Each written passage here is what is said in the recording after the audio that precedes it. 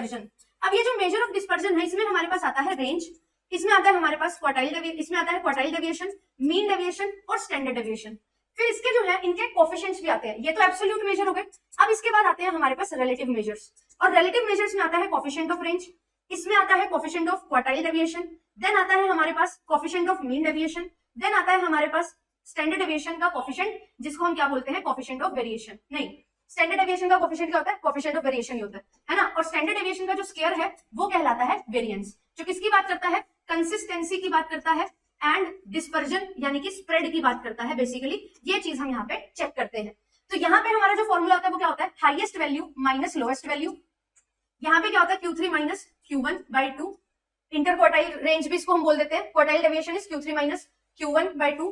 And इसके बाद हमारे पास मीन डेविएशन आता है, इसमें हम क्या लेते हैं x माइनस एक्स बार या m को लेके चलते हैं, है ना, इसका समेशन लेते हैं और डिवाइड कर देते हैं किससे, अगर एक्स बार लिया है तो सिग्मा x से, और x से ही बेसिकली m लिया है, मीडियन लिया है तो मीडियन से कर देते हैं। और स्टैंडर्ड डेविएशन क्या होता है, x minus sigma x minus x bar का whole square divided by sigma x, जिसको आप n भी बोल सकते हो, और इसका रूट हम यहाँ पे लेके चलते हैं। अब यहाँ पे क्या हुआ, यहाँ पे इंडिपेंडेंट ऑफ ओरिजिन है और डिपेंडेंट ऑफ स्केल है। और जब हम रिलेटिव मेजर की बात करते हैं ना, तो इसके फॉर्मूला देखो, highest minus lowest divided by highest plus lowest होगा।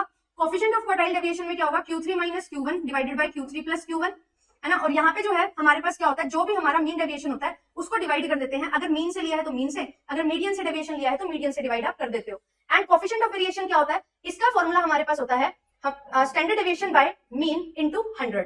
ये चीज हमारे पास यहाँ पे निकल के आती है। अब इसमें एक चीज खास है, वो ये है कि डिपेंडेंट ऑफ ओरिजिन होते हैं ये एंड इंडिपेंडेंट ऑफ स्केल होते हैं। इंडिपेंडेंट ऑफ स्केल का मतलब मल्टीप्लाई डिवाइड से फर्क नहीं पड़ता, बट प्लस माइनस करने से फर्क पड़ता है।